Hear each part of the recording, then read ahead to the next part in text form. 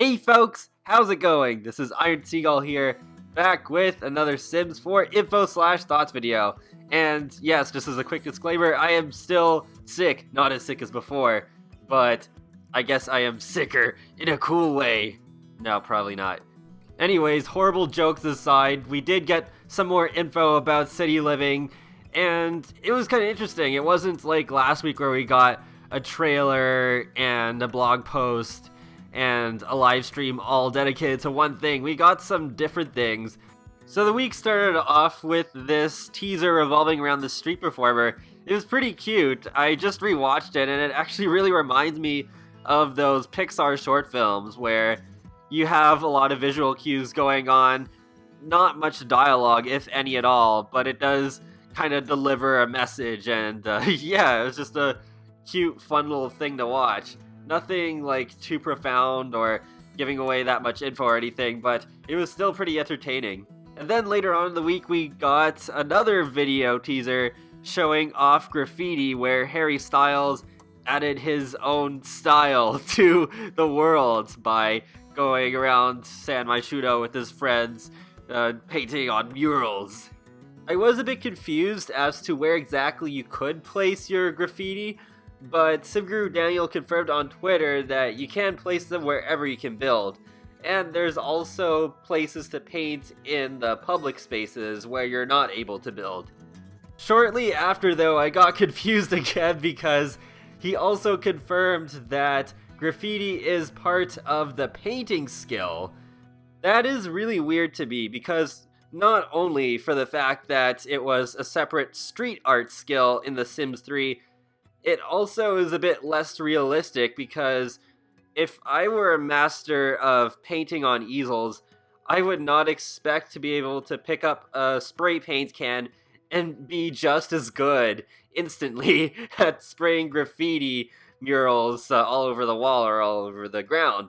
So, I don't know, that's just a really odd decision to me. It's not nearly as big a deal to me as not being able to make our own custom apartments, but still just a really weird decision nonetheless that I don't understand. And on the subject of graffiti, it was also mentioned in a blog post that they just put up today that generally talked about stuff that you could do in Myshuno, and it mentions that you can deface rivals paint, so you definitely could do the whole Jet Set Radio turf war sort of thing.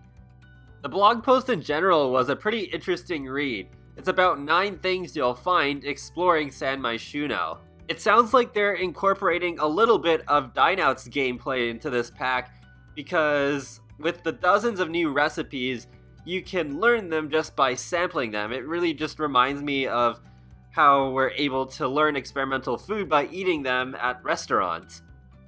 I'm also intrigued by the fact that we can actually get stuff from the festivals, because you can go to these swag stalls to get t-shirts, unique spices, special fireworks, and more.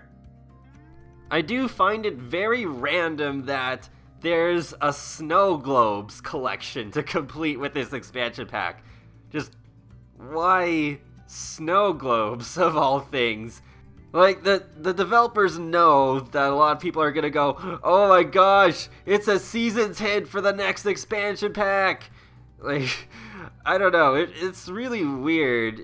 Just thinking about, like, how I would go about making some of these decisions versus how they would do it, I feel very cruel putting this sort of thing in the game, because I'd feel like I'd be misleading people a bit.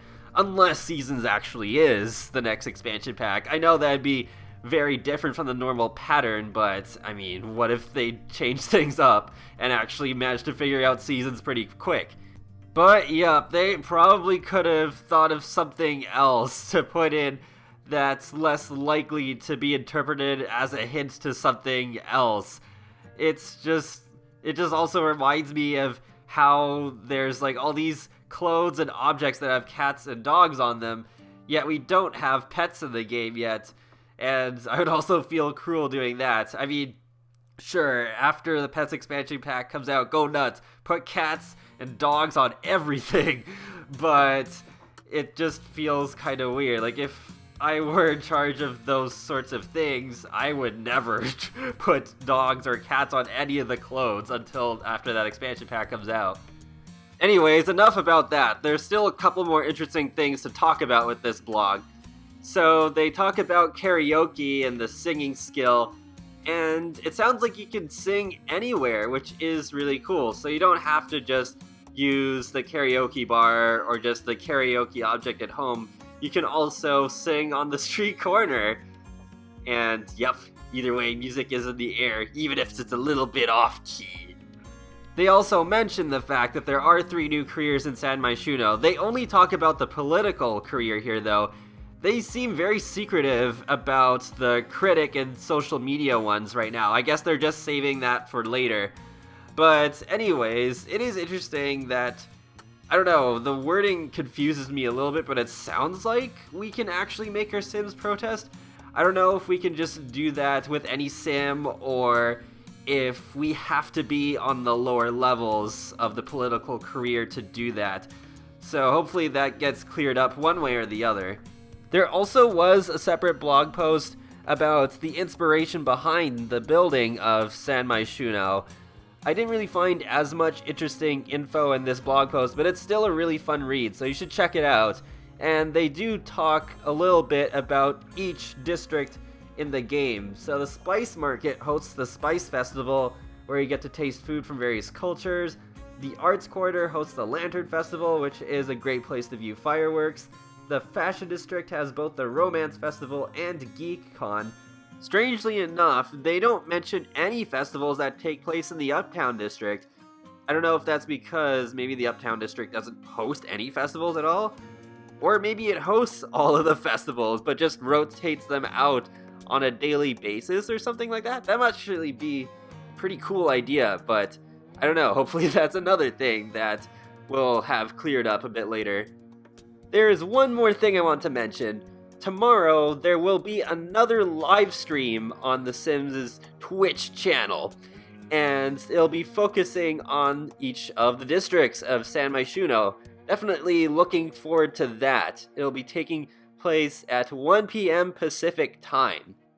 And that wraps up another Sims 4 info/thoughts video. So let me know in the comment section below what you think of all of the new stuff we learned about city living this week, and if you're going to watch the live stream tomorrow. It actually starts right after my last class of the day ends, so I might miss the first couple of minutes of it, but hopefully I should be able to make it again like I did last week. And yes, if there is some interesting stuff worth talking about that comes out of the live stream, then I will make another info/thoughts video about that, and maybe even any other news that we'll happen to learn during the time between this video and the next one.